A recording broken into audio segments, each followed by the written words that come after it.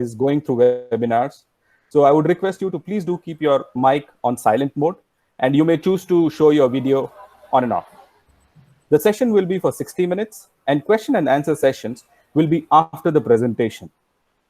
You are requested to type in your questions in the chat box. These will be answered at the end of the presentation. Thank you for your cooperation.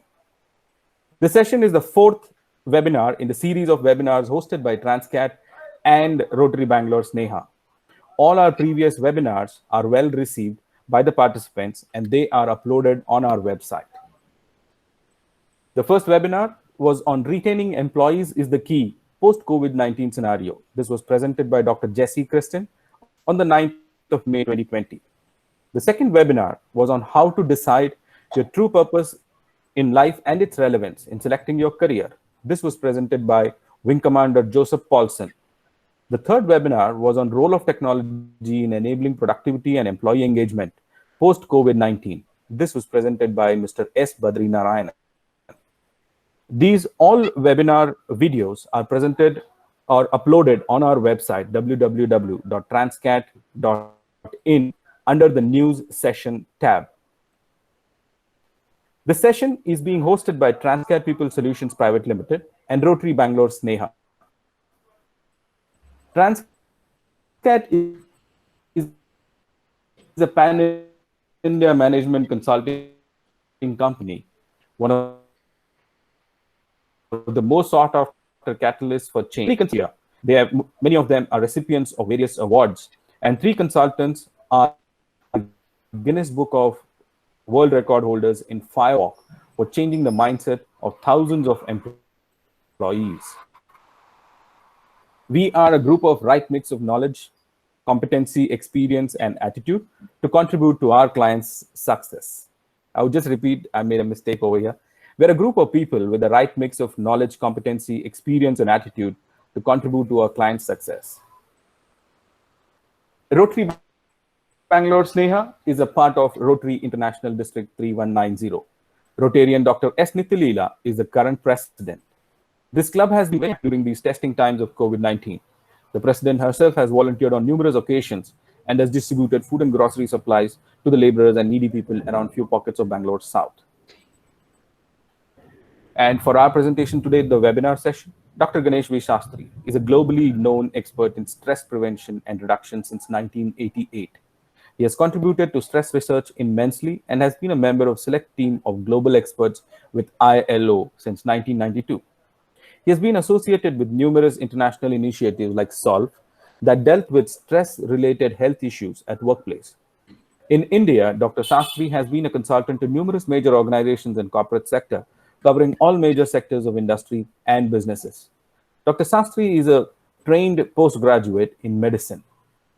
Today, he would be talking to us about the resilience, the core competency of a successful person. Over to Dr. Sastry. Sastry, sir, you can continue. Thank you, Mr. Vinod. A warm welcome to all of you. And against the backdrop of a lot of thunder and lightning, I hear. I thought only Mumbai was blessed. Mumbai is better now. Okay. First of all, let me express my sense of joy at this opportunity to talk to all of you on this important subject. Right from the time I began working in the field of stress, there has been always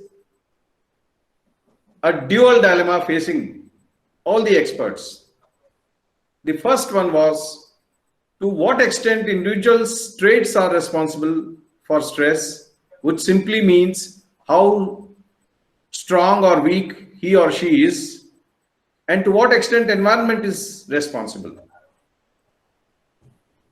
This word itself was not in vogue for the first 10 years, but this dilemma confronted every piece of research. There were a lot of theories in stress which found acceptance. The first one was stress is an imbalance between psychogenetic constant and psychosocial variable. What it means, very simply put, is there are certain strengths and vulnerabilities you are born with, and then the environment to which you are subjected to is the variable. So this basically is the core behind the genesis of this word itself. Resilience is not a new word. It has been in vogue for at least 10 years. But in the COVID scenario, everything is impacted with hyper change. Hyper change has overtaken the coping aspect. It is like there's a boat in the sea being subjected to turbulence. The turbulence may be there, may not be there, but the boat has to be continuously strong. The process of strengthening the boat has to continue. If we go by this basic understanding of resilience, we will understand the core of this word, resilience. It means that you can be resilient today and you may be less resilient tomorrow. It can be that you can be resilient in a certain situation today and your resilience can be less tomorrow. So to that extent, let me begin by saying that strengthening yourself, helping yourself go towards facing the situation without paying a price is always work in progress. So those of us who understand resilience as a trait or as a quality inside the individual are only half right. The other half is basically so variable. Now this applies to school kids, this applies to teenagers, this applies to employees, this applies to entrepreneurs. And in all these aspects, one thing is very certain: hyper change in the environment driven by COVID-19 scenario has presented us with an opportunity now. It is an opportunity for every human being to strengthen himself or herself continuously by taking a series of measures, and those measures are to be continued. And at the same time, you have to ensure that every time the situation comes, you are that little bit prepared better. So it's a journey. It's a slightly different kind of a journey where you have to feel the pulse of the word itself. Resilience, as the name indicates, is today taking a toll on those who don't want to change. It is taking a toll on those who are caught suddenly by the change. The ability to see the change coming, ability to plan for it, ability to prepare yourself for possible pressures, even if they are not there. All these things are known as definitely fringe skills. There are people who do not have certain skills. I don't think there's anyone in the world who is blessed with all the skills, especially the fringe skills. But it is the attitude which you take towards the skills which you don't have that matters the most, which means that failures will come, setbacks will come, and as in stress we have seen, there will be traumas, there will be impact of the traumas, but how you emerge out of it will determine your resilience and what attitude you take. The people who are developing and working on their resilience never read failure as the end. They always are die-hard optimists. That is the first thing that has to be seen. How can one be failure? How can take a die-hard attitude towards failure? They read failure as a beginning of an opportunity, a new opportunity. They have this ability to read embedded in the most negative of the situations, something positive. It depends on the kind of the world you are living in, your support network. Is it full of thumbs up people or people who are thumbs down kind of people? Very simple. Your family, your immediate colleagues, your stakeholders in businesses. What kind of people are they? That to some extent determines. But it is also now understood that the first thing to be preserved in resilience is the self-worth. People's self-worth cannot get affected by one failure or one trauma. And that is possible only if you have a sound philosophy about resilience. It is very clear, friends, that there is a talk of lot of strengths and vulnerabilities. While people accept their strengths very easily, how can they be positive about their vulnerabilities? That's the key question. If you, at the individual level, if you read your vulnerabilities and accept them for what they are, it applies to the individual as much as it applies to the organizations as well. If you are an entrepreneur, more than anyone, you should be fully aware of what is causing a downturn. Where do you lag? What changes you need to adapt? In other words, are you change sensitive? Are you change friendly? There is no scope. There's no place in resilience for taking a rigid view on anything. That is the key learning of the times we are living in.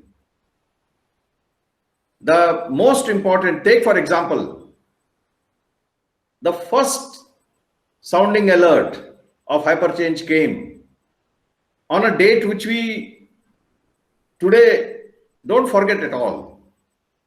November 8th, I think it's a date when two hyperchange things happened. Hyperchange number one happened in India. I'm talking about demonetization. How much notice you got? 12 hours? 10 hours? I was relaxing in my living room suddenly at 8 p.m. and then it was announced I have 4 hours now. What to do with the notes, certain notes, key notes, important notes. And then in 4 hours, I had to plan everything. I'm only talking about myself. I'm sure this dilemma was experienced by everybody. And then on the same day, something else happened globally. President Donald Trump got elected. The definition of hyperchange is suddenness and novelty are two aspects of change, which are the high points of hyperchange. The resilience of individuals was tested most severely later on in the months that followed. And then, as we reached December 2019, did anyone have an inclination of what is going to happen from March onwards? Yeah, there was no risk of a third world war. Nobody was about to explode an atom bomb. And economy of certain countries was down, but it was not down in the dumps. To that extent, our resilience was not that tested. But then suddenly what happened? How much time did people have to plan? Individuals and the countries. That brought into focus the leadership aspects of situation. People, what they did with the power they had. What difference they made to the country, positive or otherwise. Suddenly the businesses found their fundamentals being questioned. And all kinds of adaptations, adjustments, and maybe new words are being coined now, have crept into it. Health, which was definitely a concern of everybody, suddenly became a raging concern. And before we recovered from that, public health became a raging concern. When you want to talk to companies today on garbage disposal or the environment around it, you are not talking recon.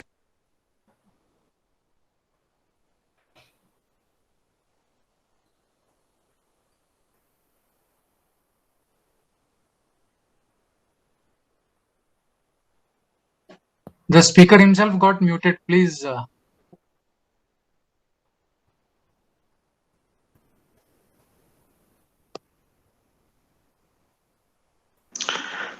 I can't hear you. Can't hear you, sir. Yeah, a couple of minutes. He just got muted. Can you hear me? Yeah, it's clear now. Now we can hear you. Okay. Yeah. Please don't mute him. Yeah. Can I continue? Yes, please. Go ahead, sir. Yes, sir. Yeah. Yes, sir. We, the experts, are always so fond of saying that empathy and trust as human values may not survive this century. We always used to write blogs on that. And then suddenly in 2 months, we discovered that both empathy and trust have now staged a comeback. All for the better. Depends on the view you take it, the way you look at it. If you are resilient, you look at it positively. If you are guided by your own self-flagellation, where you are proved wrong,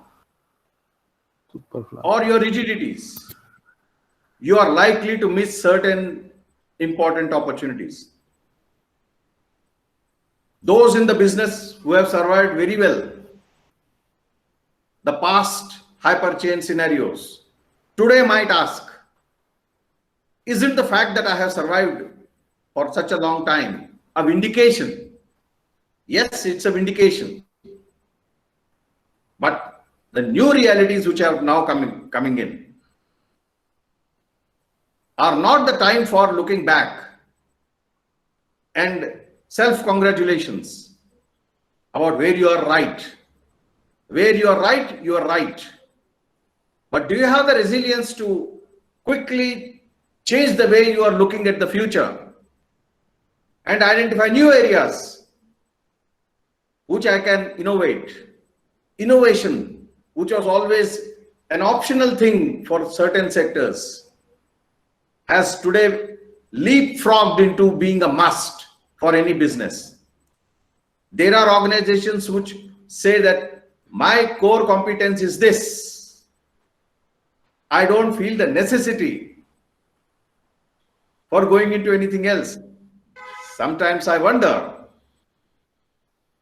my senior good friend, Mr. C.K. Prahlad, what he would have said about core competence theory if he was alive today. Today, apart from having a core competence, you need to explore other opportunities also, other avenues also, other competencies also. So you can say that jack of all trades and master of as many as possible. Certain proverbs will have to be redone again. And all this happening in 2 months, 3 months time. You are guided by uncertainty. You are guided by that word called fear. Or are you guided by hope? That is what determines your resilience. So friends, resilience is not one word only about your health, about your stress coping. It's on a broader plane. It is about taking care of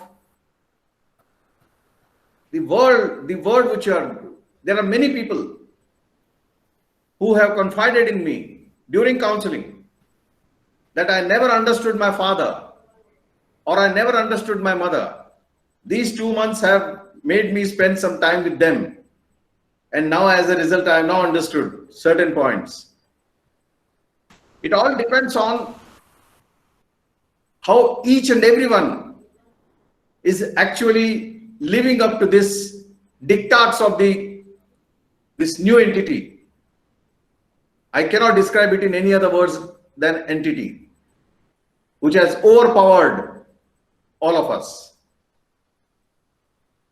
The biggest question everybody is asking, how long will this last? I don't know how long will this last. I cannot guess. If you have any guess, I would like to be educated. But I know one thing, the benefits from this scenario are definitely now clear and visible. And they are not related to age of the person. There are some people who were planning to retire at a particular age. I have myself conducted many retirement planning workshops. But today, I read that the concept of retirement itself is being tested. There are people who say that I have retired, I am retiring from the work which I am doing at the age of 30. Then I'll go to some other work.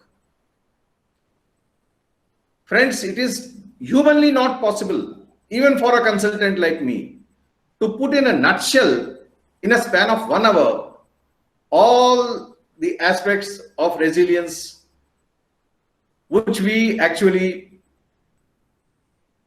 can count.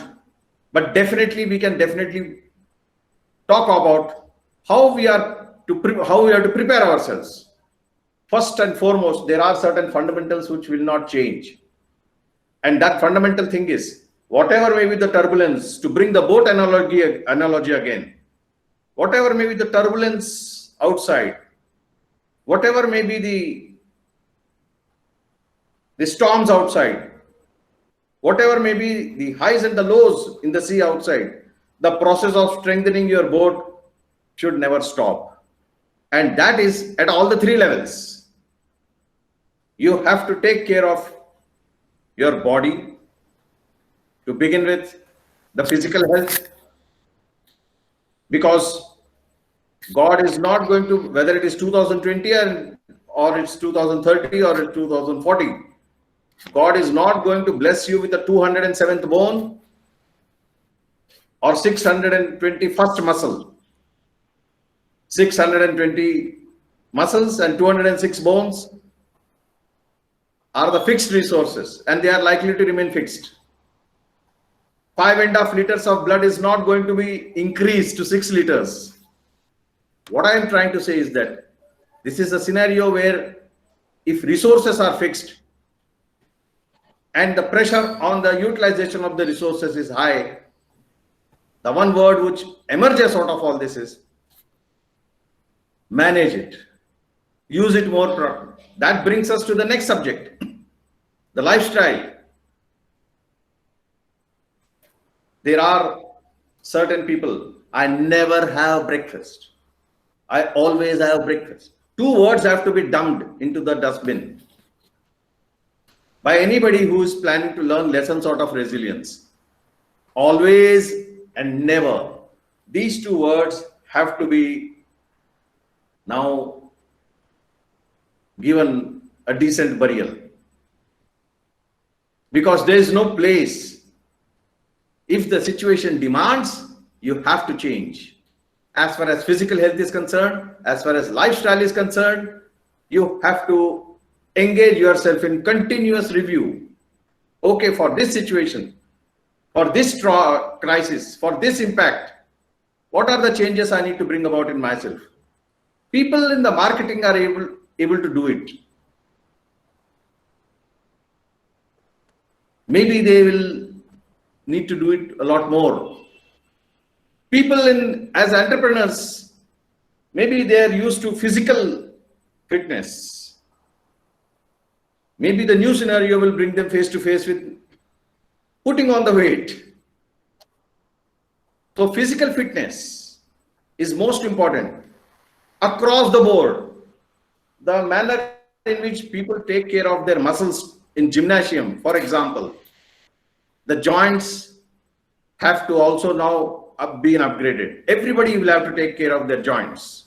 Everybody will have to take care of the sitting postures in their homes, because work from home has come. Home is not now a secondary theater. It's now very much a primary theater. WFH is defining even relationships, not only with the employers, but also with people at home. My ears are full of the extent to which the relationships are undergoing transition or change inside the families. And the next one, mental health. People have to now identify newer approaches in yoga, meditation. The one exercise which was always recommended as an option was creative visualization. For those yoga buffs, it is yoga nidra. It was always told by people to the people, yeah, it's better to learn yoga nidra. It's a good exercise to learn. Today, that is number one. The second is autogenic training, or shavasana, as commonly known as. Various asanas, you have to work out various asanas depending on the demands which your body is facing upon it. Google is today there to help you. You have to welcome the information and practice it, accept it and practice it. And these are the steps for mental health. Your own intellect needs a complete overhaul. What are the areas? What are your interpretations of emotions? Do you have any emotional, you can say, chinks in your armor? Too much of anger, too much of anxiety, too much of frustration. This is the time to redo everything. In computer language, this is the time to press the reset button so that a new individual will emerge. There are people who told me that I know that I have always had the fascination about reading books. In fact, I bought a Kindle app also. But who has the time? You have to find the time. Books were always our best friend, but somewhere they were struggling. Today is the time when books also have to be your best friend again. One of the things which is recommended in mental health scenarios is people have to start expressing themselves. Expressing yourself has been touted as one of the solutions, possible solutions that can shape your resilience. But how does one express oneself if one is not used to it? Verbally, maybe you have to learn, but blogs, writings, you have to express yourself. And many mental experts are suggesting today that you have to express your emotions also. There are people who tell me, I have an anger problem, but strangely, the moment I expressed my acceptance of that problem, I find the anger is now slightly less. These are all time-tested solutions. This crisis has brought us face to face with the fact that we have no other alternative but to change our approaches. Attitude towards right brain. I would like to point out towards a well-established differentiation between left brain and right brain. Left brain thinks in terms of logic,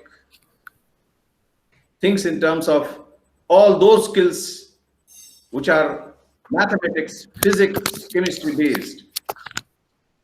And right side of the brain thinks in terms of nature, creativity, music. How do I sell music to somebody who is not excited by certain songs, who is not excited by certain tunes? Even if you are like that, you have to learn. You have to make it easy for your mind to connect with the right side. And your mind will respond. In simple words, this is an opportunity for you to rediscover your mental strengths. Now, friends, it's very simple. There are some fringe skills which are needed. There are people who forever believed that I value wisdom more than taking on the situation upfront. Maybe you are right, but learn the other skill also.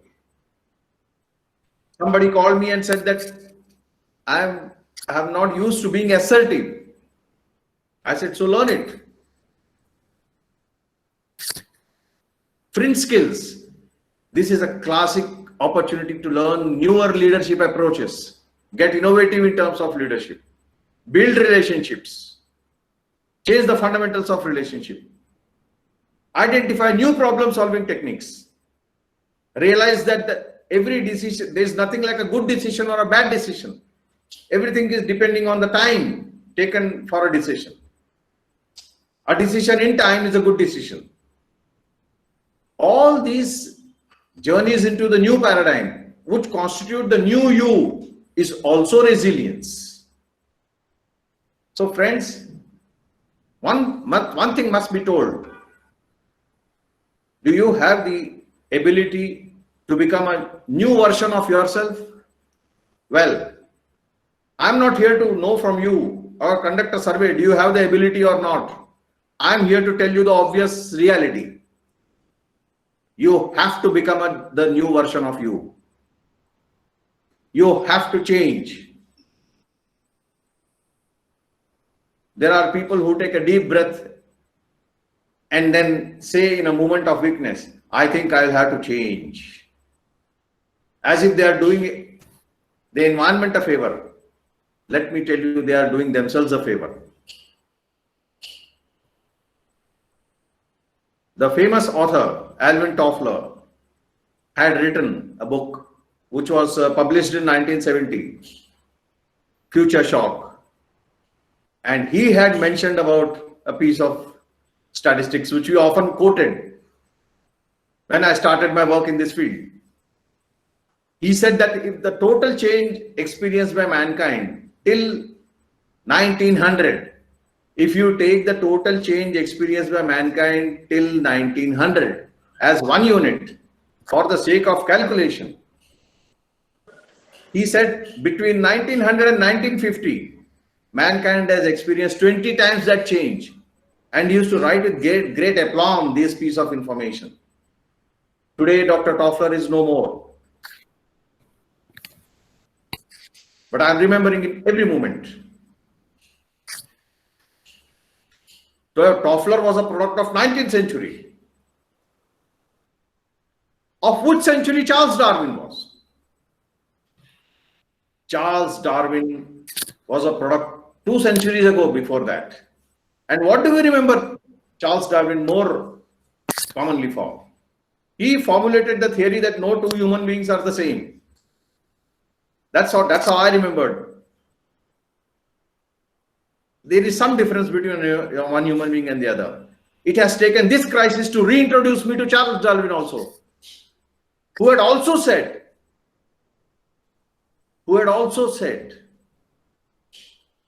that the success of a person in times to come will not be determined by how much knowledge he possesses, how much competency he possesses, how much skills he possesses, but the success will be determined by how responsive he is to change.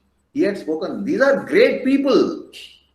They had foresight and they had forecast a few things. Time has now come to revisit all these famous what people said. And the best way is, yes, Dr. James, change is definitely constant.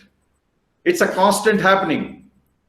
And that is the main reason today we have to see that if Dr. Toffler was alive, I would have definitely written a note to him. You had predicted how the world will change in 2000. I'm sure that the world change in the world overshot that. I got introduced to a new word in the last 5-6 years, more and more, the millennials. There are some people who used to, when I used to say change is not the issue, rapidity of change is the issue. There were many people who used to immediately agree with me, endorse what I've said. But later on, I found that that crowd was disappearing. Because one participant told me, I don't understand actually what you say, because rapid change is the only change I have seen. So how do you say that change is not the issue? Rapidity of the change is the issue. So I corrected.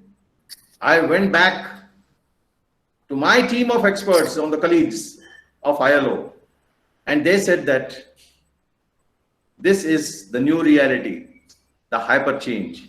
Hyper change has been in existence for 15 to 20 years, but its interpretation has never been so severely tested as it is now being tested by COVID.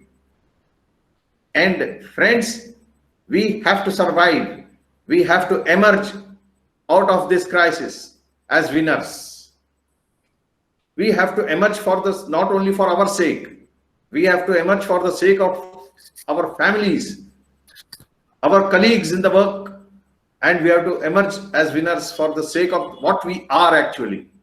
We all have the ability to be resilient.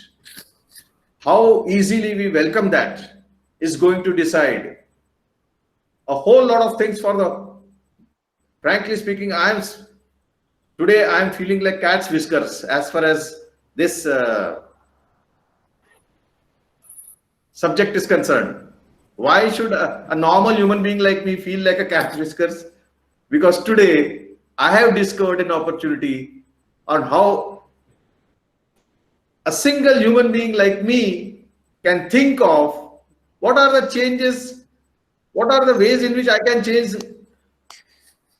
and lend a new direction to mankind or to society or to country, which means the theater of my relevance is now expanding. And that is what everyone should realize. It is not just about you. It is about how quickly you respond, how quickly you accept, how quickly you learn certain skills, how quickly you meet the onslaught of change head on.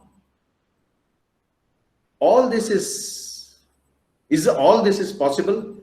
The question is itself self-defeating. And let me tell you a basic truth about adaptation. There are a lot of people who used to tell me, I'm asking myself, how long can I adapt? How much do I adapt? But let me tell you something. The moment you ask yourself this question, you're laying down the limits of your adaptation. If you tell yourself, wow, this is the beginning now for the next level. Do you think this question did not come to Sherpa Tenzing or Edmund Hillary, the two human beings who went to Mount Everest, or to others who walked that extra mile? Well, it did come. But they always said that, let me rediscover myself. Let me tell myself that this is an opportunity which we'll have to begin again. Friends, I may be a little bit disjointed in talking about so much in 1 hour, but please forgive me or please pardon me. It's my endeavor to tell you that today your own relevance to the environment is the broadest ever in terms of,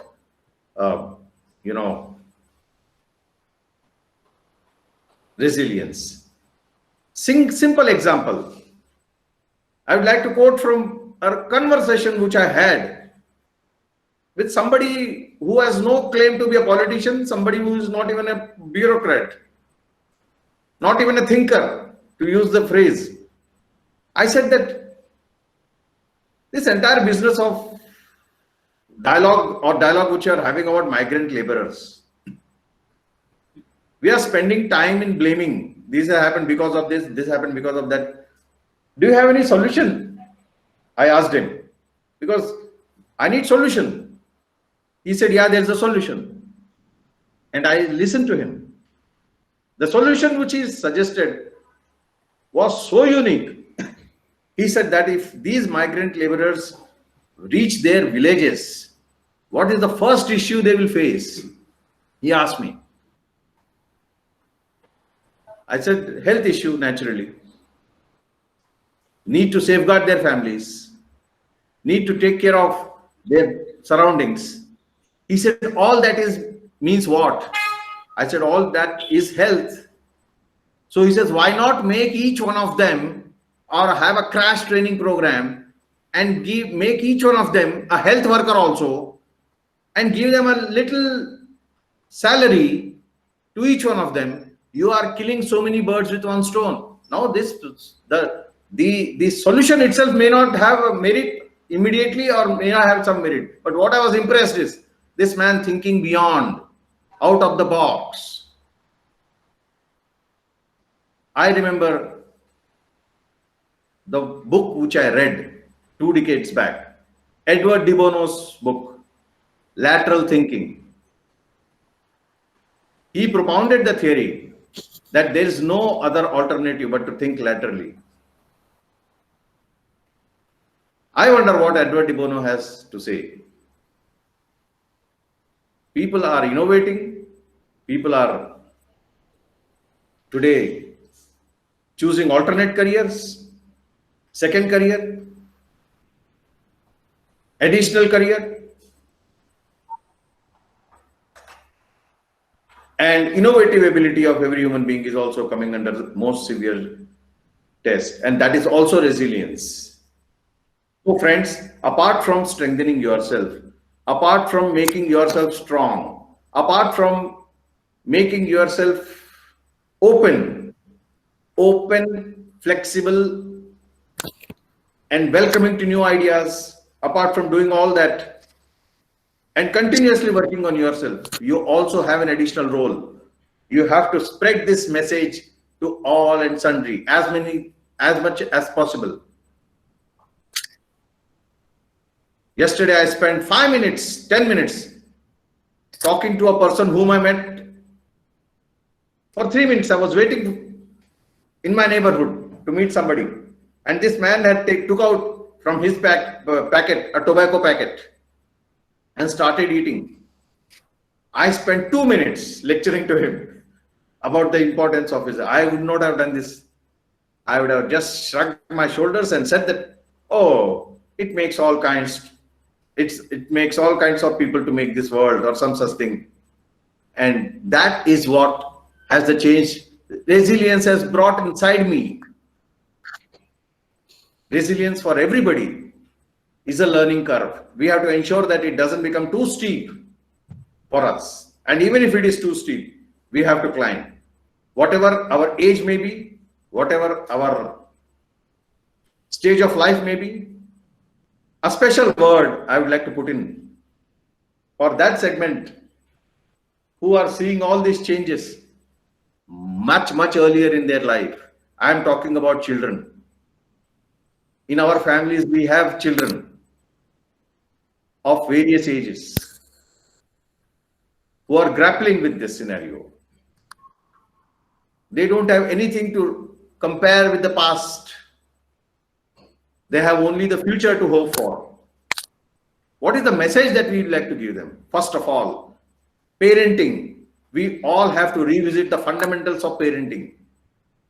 If you have been a tiger mom, or if you have been the strictest father in the world, please visit yourself again. Give space to the children to discuss, to have a dialogue, and to help them to understand this particular, what is happening, whatever is happening. And also take a very understanding view of the dilemmas which the schools may be facing. And also, this is the time when the relevance of employability is well and truly settled. Soft skills are not merely soft skills. They are now becoming more important and more urgently needed key skills. All these changes are also coming in education system. This is a unique opportunity for us to redo and to reinvent, press the reset button and reinvent the education system, which we have been planning to do for a while and have been making efforts. This is also the time now, today, to rework on our health priorities. Today I was telling somebody, National Health Scheme of England or the American way of healthcare. We the doctors always thought they are the best. And we never had anything complimentary to suggest about our own health scheme. Today I realize that they are not that good and we are not so bad. This evening out of my perspective has happened, and thank God it has happened in my lifetime. So we have to really now look at all these aspects. It is the government's responsibility also to be responsive, to be forthcoming. The governments cannot now cling to their fundamentals. Individuals cannot cling to their own styles of working. I am talking about leaders of the government. Please take a view on the way Donald Trump is responding to the unfortunate scenario that happened in the United States. Is it a leadership issue or is it an issue of a vision? We don't know. Should I leave it that it is their country? Why should I be concerned? Or should I draw lessons from it for my country? I don't know. I'm now working on that also. That's also on my top priority. So how much I should think and how much I should think about the world, how much I should think about myself. And in the whole process, will my mind not be overloaded? The answer is beautiful. Friends, your mind has an infinite ability. For the first time, you are getting a chance to train your mind to your core competence. And if you are able to do that, it will definitely be successful you'll be successful in your business. Definitely. But you are able to do that, that is your real success. That is your real competence. In fact, I was talking to some person in the HR. He says that for anyone in any job interview, now I'm going to ask the first question I'm going to ask him is,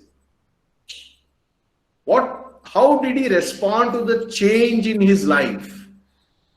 Because what I'm looking for is the resilience. If he has resilience, he is my number one preference. So friends, getting the goat much before everyone doing it, as they say in the inverted commas, this is the crux of the whole thing. If you are able to have this foresight, you would have defined for yourself and for the world the true meaning of the word resilience. And the last but not the least, how do I define resilience now? How do I put it in simple words? The first big message is that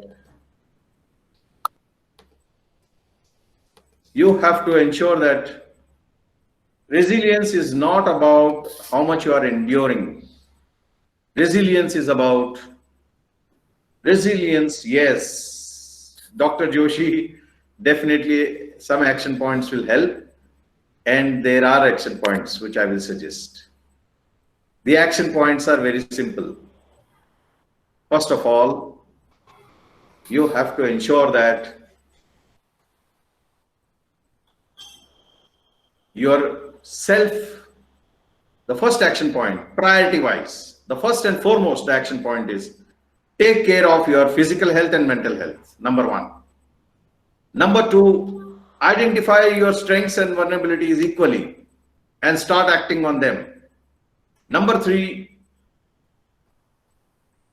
clearly identify the differences you can make in the world around you, beginning with your immediate family, neighborhood, society, or going further. And third is, list out the opportunities which are lying embedded, scoop them out, and make them and prioritize them. Your art of prioritization is going to be severely tested now. So be a winner in this. And one more thing. What to do with the onslaught of infodemic which is coming our way? With our access to media, with our access to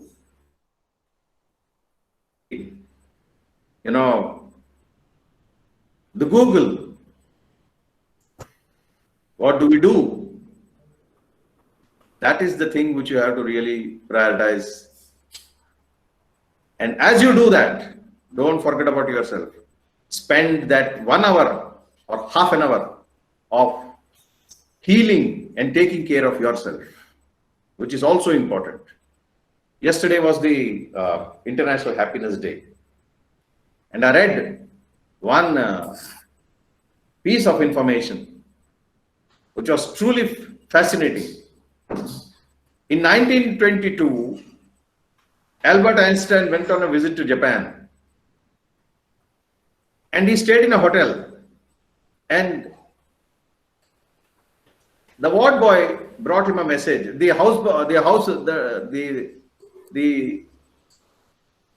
This attendant brought him a message on a piece of paper or something. He did not have money to tip him. So what did Einstein do? He could not give him money, so he wrote something on the piece of paper and gave that boy. Many years later, that piece of information got sold for $1.5 million in an auction in Tokyo. So what was written on that piece of paper? It said that pursuing calmness and being at peace with yourself is the best way to be happy. I don't think a COVID or hyperchange can alter this basic fundamental pursuit. But yes, the time you have to give for that. you have to define where does your own self in terms of care. Thank you, Dr. Joshi. So this was the key important aspect which I wanted to convey. Mr. Vinod? Yes, sir. I'm with you. Yeah. It's a very Thank you. dangerous Thank you situation. very I can much. continue for 4 or 5 hours, but please stop me. Okay. Anyway, it was a pleasure Yes, sir. interacting with Yes. all of you, and I now invite questions and answers to be answered.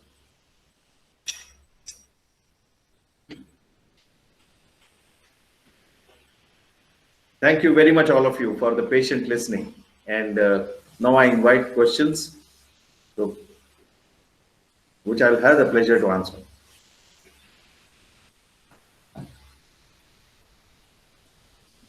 Dr. James, you have any questions from the participants?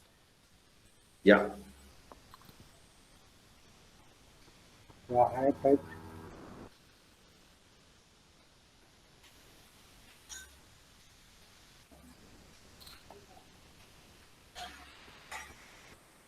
The question is how to Dr. James, your question was clear. yes. How to increase resilience from the present state?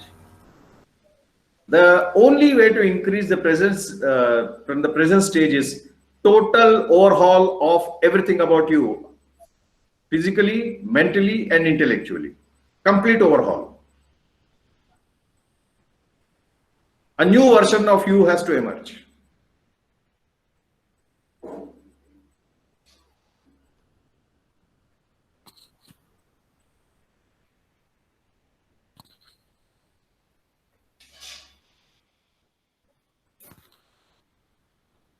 Okay. Any other? There was a question on anxiety. Thank you, Dr. James.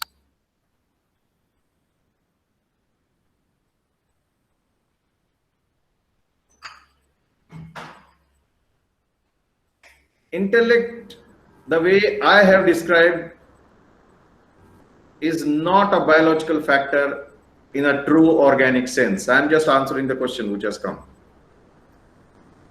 Okay. I'm talking about intellect as a collection of beliefs and convictions and whatever labels we may attach to it.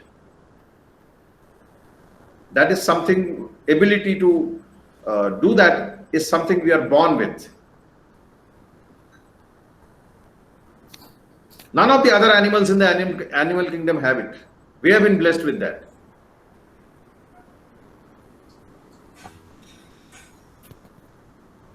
So things like hate, revenge, I won't spare you, all these have to be now RIP.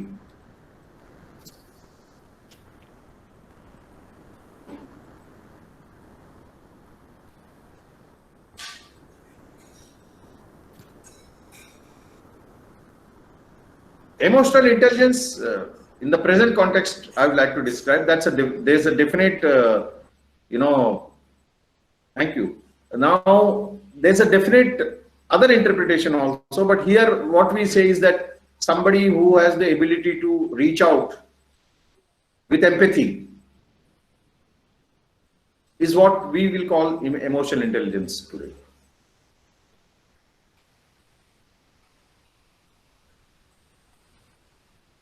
Take a deep breath. The best way for panic dissolution is take a deep breath. That will stabilize your mind. Your question is very, very significant about panic. Please don't get me wrong. I am not just giving you one-line answer, but this is the fundamental truth about panic. A deep breath helps to lower the panic attacks. Yeah.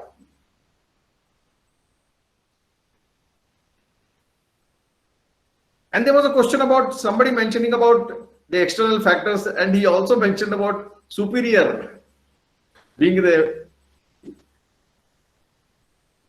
in the question. There is a question about how to control anxiety asked by Mr. Bhaskar. Yes, that's exactly. How to control anxiety? First of all, we have to ensure and first of all decide that is it a trait or is it a state? That's a question which everybody will ask. Most of the 70 to 80% of the anxieties are state, which means they are not that deep rooted in the psychology. It's not a question of their habit. They happen again. Now, the first step which you have to take is share with some people. People getting suffocated by unexpressed emotions. Anxiety is number one. Second is express. Expressing it in writing or expressing it in oral or expressing it orally is the next. Reduce the component of the anxiety, the harmful component of the anxiety. These are the two critical steps that will make you feel confident about anxiety. Thank you. There is another question. What about fear of losing jobs in the present context? How to? Yes, it's a traumatic experience, but let it have a shelf life. Let this trauma also have a shelf life. Start looking beyond now. Is there everything, whatever has to be done, have you done it? If you have done it, keep the slender-like relevance or contact with the organization intact for any possible development later on, but treat it as a new beginning for a new possibility. I know most of these solutions are based on the fact that they all call for number one, acceptance of the reality. You don't have any other choice today.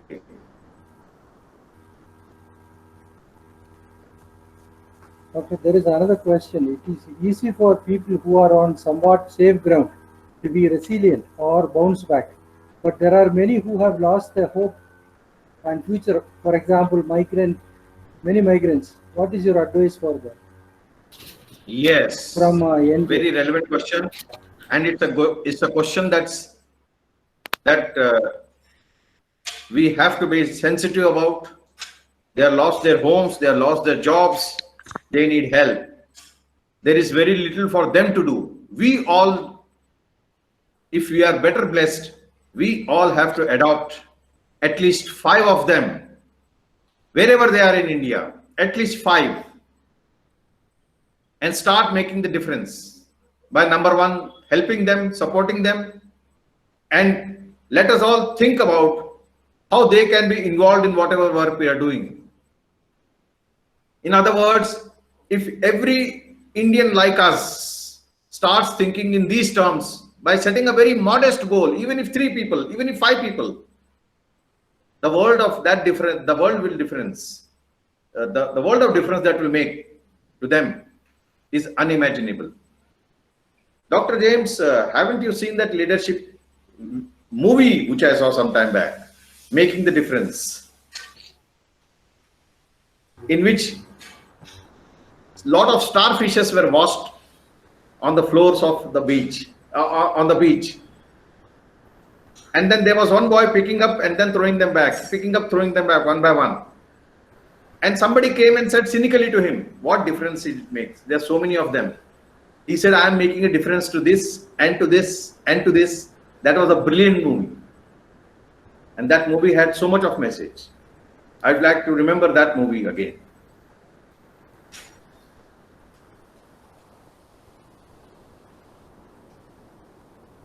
You know, there are some more questions. I'm unable to see the questions, Dr. Okay, I'll James. read out. Mr. Yes, please. Valmurali Prakash has asked how to cope up with the upcoming redundancies in the market. That's the first question. As work from home is definitely not an option in the construction sector, how resilience is applicable for them? This is the whole question. In the construction sector, Well, it's Yes. a tough question. Definitely, it's a tough question. But then, even there, are there any aspects of construction sector which go beyond construction, like architecture, like designing homes, or new ways to market? I'm just using my own resilience to think about solutions. I definitely have an option, either to sit, get stuck, worried about this reality, and then drive myself into a traumatic realization. That I'm not going to do. That I'm not going to do. Because that's not going to solve any problem. You have to be 100%, not 99.9%. You have to be 100% solution oriented as far as the demands of the situation and demands of resilience is concerned. Thank you, Dr. Sastry. There is one more question from Mr. Rajesh Sarkar. How should we Yes. reduce stress created by superiors at work? I mean, from external factors. Yes, that's right. Mr. Sarkar, you have identified very clearly, and you have identified the external factors also very clearly, I'm sure.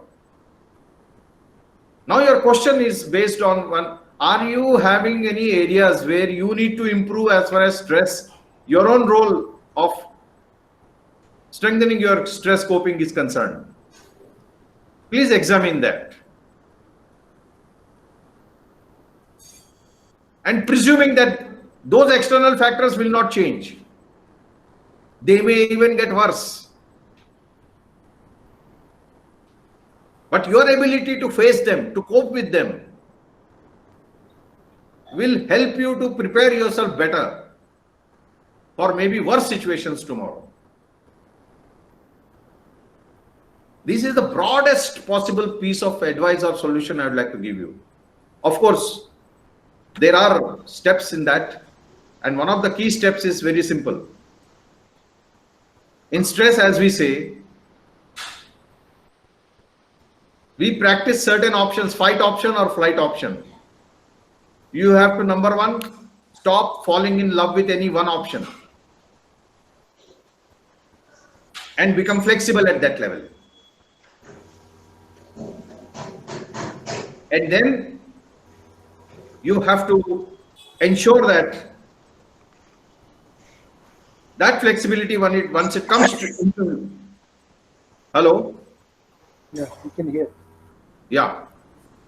That flexibility, once it comes into you, has to be then converted into flexibility in the body, flexibility in the mind.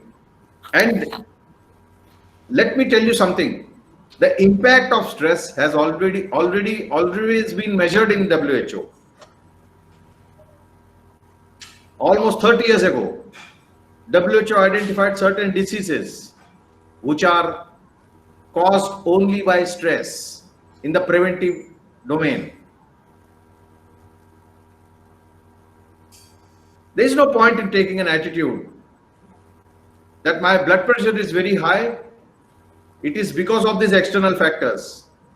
Blood pressure is not there because of the external factors. Blood pressure is there because of your inability to do something about your blood pressure. Very simple. It's not about the external factors. External factors will come. They will keep coming. Somebody asked me today, somebody asked me once, can we enumerate the various sources of stress? I said, yeah, very simple. Count the number of stars in the sky tonight and remove one from the total. He got the message. This is what is the truth, the home truth, as they say, about coping with stress in improving resilience. Thanks, Dr. Sastry. There is another question from Mr. Jevakumar. Demanding work situations make all of us to strive for excellence in a competitive world. Hence, all are in a race. Slowing down may lead to failure. Do you have any suggestions? So carve out newer paths where you can overtake others. The goal being that. I'm not saying that you should stop looking over your shoulder. But if that area, the main expressway is getting crowded, invent new tracks. And on that track may not be less crowd, maybe less crowd. And then use that track to speed up ahead. The speed should not suffer.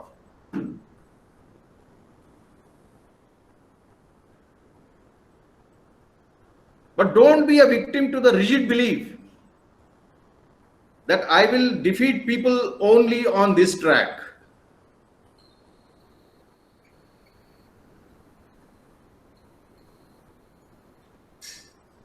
Frankly speaking, this is a solution which many in organizations used to employ. When there were 3 or 4 claimants to the top position in a department, with only one person likely to make it. How do you then have job enrichment for the other 3?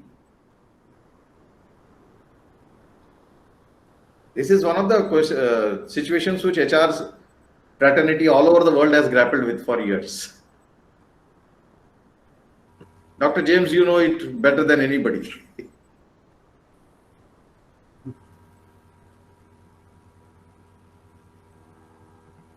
Vinod, please carry on. Yes, sir. I think we are done with today's thing. Thank you very much, sir. Any more questions coming in? We have another 15 minutes to go. Anybody can ask questions. Yeah, please ask questions. Yeah. All the participants are encouraged to ask questions. It's very difficult to get the time of Dr. Ganesh.V.Sastry.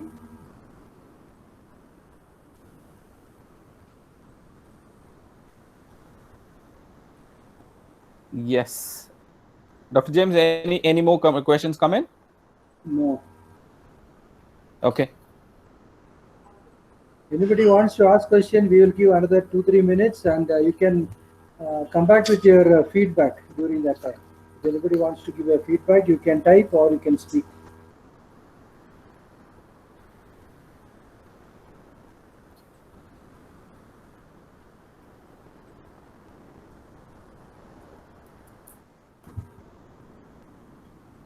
It has been an absolute pleasure for me to actually take part in this webinar on this important subject. Thank you, Dr. Sastry. Thank you very much, Dr. Sastry. It's really been a pleasure. Yes. Mr. Rajesh, you have a question?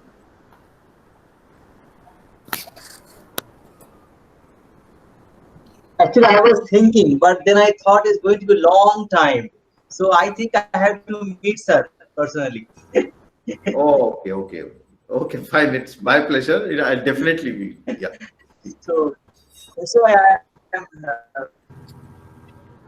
It's amazing. Thank you a lot. It's great. I have heard about you from Muni Krishnan a lot, but so I have a chance to be here today. Attend your program. You to James. I have not met Vinod in the past, but very soon we will meet.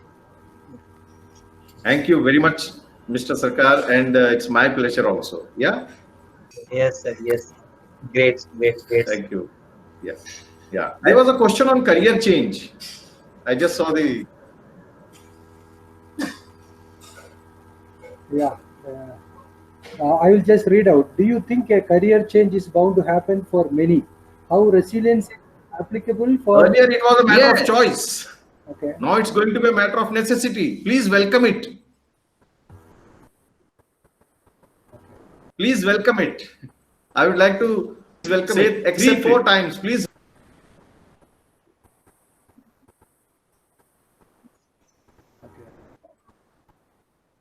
There is another question. But thank you, sir, Dr. Sastry. There's another question from the attendant.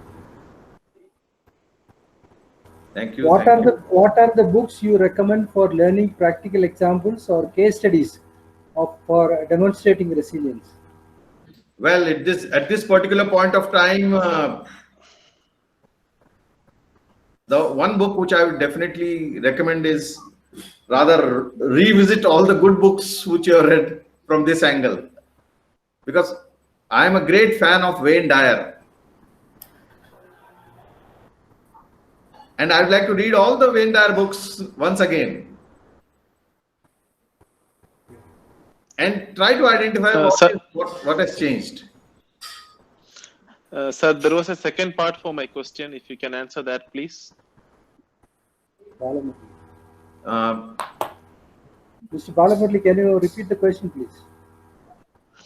How resilience is applicable for not very young professionals? Like when we are talking about the career change, so how is this going to affect, for not very young professionals? Like, Yeah, I mean, if I understand your question correctly, Mr. Balamurli, I have answered a part of that question about the career change, and you are asking how will it affect. The second part is about the change, you said, age-wise? Yeah, yes, sir. Means not very young professionals. There were some professionals who are doing certain kind of job for all their life, and now because of the situation, okay, maybe yes, there are that's redundancies. right. And yes, yeah, very valid question.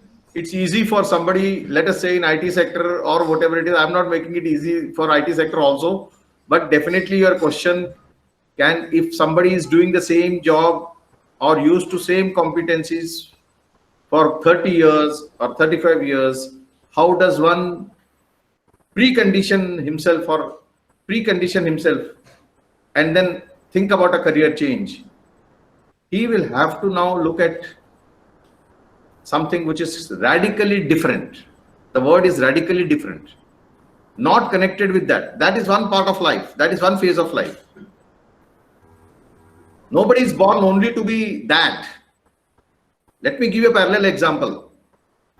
When I changed my medical profession after qualifying postgraduate medicine, the MS degree, there were not many people who changed them. Today, there are so many doctors who have changed. Some have become transport operators, some have run the restaurants. And what do they say? We have been a doctor for 20 years. We have been a doctor for 15 years. We are not born only to be doctors. We are born to be something else. That's the logic one has to give.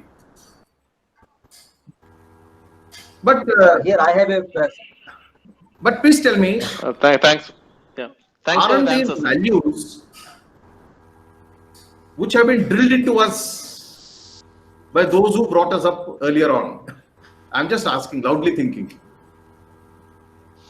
I think that's a definitely yes answer. Right? Yes, they were right at that time. It's our now responsibility to be right this time. That's all. Thank you, Dr. Sastry. There is another question. Dr. Nithya wants to ask a question. Please go ahead. Please. Yeah, doctor, I have a doubt when you are speaking about the change. This thing struck me. Now, in this present pandemic situation, most of the governments are relaxing or diffusing the labor laws just to cope up with the situation. So, since you are an advisor for ILO, I just wanted to ask, don't you think that this will lead to again the age-old abuse or any exploitation of these in this guise of diffusing labor laws? Don't you think that the practice might come back? Exploitation of labor. You are absolutely right on dot. This is also the ILO's point of view. And let me tell you something. The short-sighted manner in which this policy changes decision have taken in certain environments in the state, at the state level, is with a very small, narrow purpose of strengthening the employers. And even if it does happen, I'm sure it will have a very short life, these changes.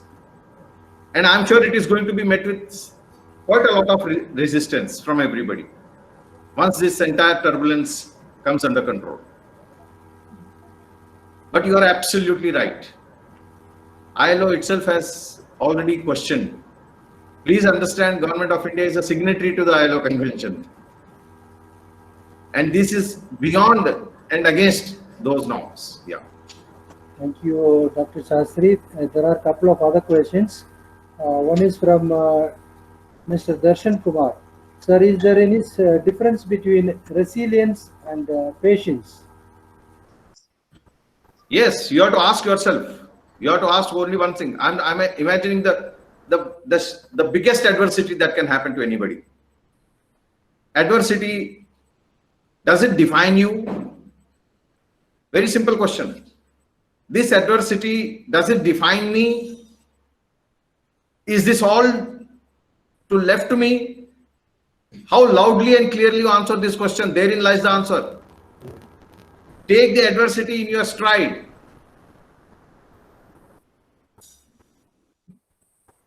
And it's not a rhetorical answer. It is the real answer. There is no human being who has not had adversities. So please stop thinking that you are the chosen one. In fact, even if you think you are the chosen one, it's for positive reasons. Thank you, Dr. Sastry. There is another question. From Yes, sir. Mr. Albin Joseph.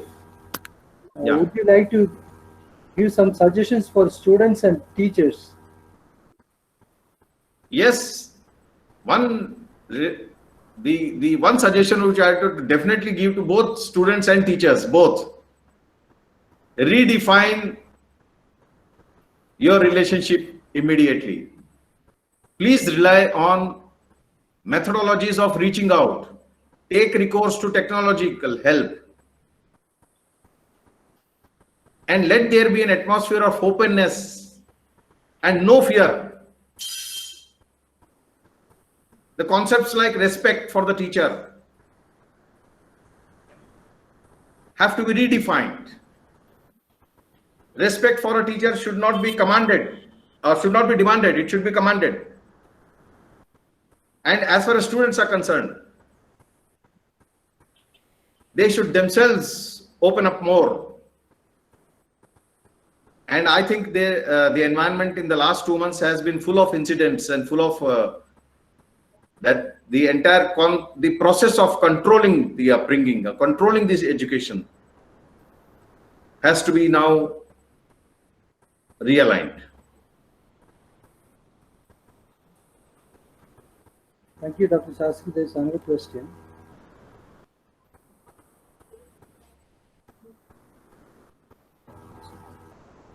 Mr. Sirish Nene has asked, you may please comment on my apprehension to change.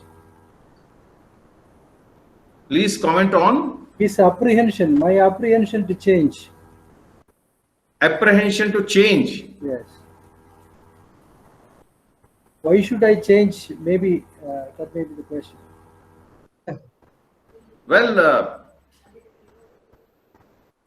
Mr. Nene,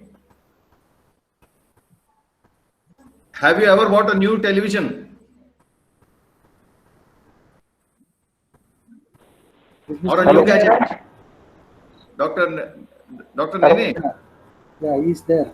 Hello. Please ask the question, sir. Yeah, hello. Yeah. Yeah, I wanted to say that one should not change faster than required, because once you keep on changing, you don't know why you are succeeding or why you are failing. Definitely. You have to define how change. Yeah. Change must always have a clear focus. Hello. Change must always have a clear focus. The focus has to be very clear and there is no room for any apprehension in that.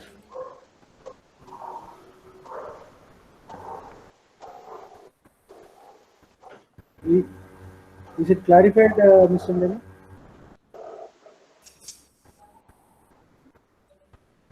if he is okay with it. Dr. Sastry, there's one more question. Is resilience the process of bouncing back from an adversity? Please do clarify. Bouncing back from adversity is not a matter of choice. And I love this word, bouncing back. It doesn't have, it's not surviving an adversity. It's bouncing back. So if the word itself is bouncing back, you are bouncing back to be a better person. Earlier when the adversity happened, you saw the adversity of a certain size. But one of the indicators of your bouncing back is the same adversity will look smaller and you will laugh at yourself in future. I got impacted with that adversity, that which was happened. I know I'm generalizing. I'm aware of that. But there's no other way. It's a positive word, bouncing back, and that denotes resilience. Thank you, Dr. Sastry. I think all the questions you have answered. Thank you so much. There is a message from Rotary Club of Bangalore Sneha. Dr. Nitya has written that. Thank you so much. And Mr. Vinod, please take us through. Yes. Sir, thank you very much. And we have Dr. Shastri's email ID over here. You can connect with Dr. Shastri on Ganesh.V.Sastry@TransCat.In. And feel free to let us know your feedbacks too. The certificates for this participation will be shared across to you. Before that, we shall share a feedback link. And we would like to hear from you as to how was the session, and also a possible few topics on what you would like to listen from us in the coming weeks and months. In the next week, that is on Saturday, that is June 20th, 2020, we will be having Mr. Shinto Joseph talking to us about influential leadership. That's pretty neat of the hour now. So we have the link. We will share it with you. You can log in and register on the same. Thanking you again. This is Vinod Naik signing off for today. And we look forward to this Thank you, enriching Mr. Vinod. sessions, many more to come. Thank you again. Thank you, Mr. Vinod. Thank you, sir.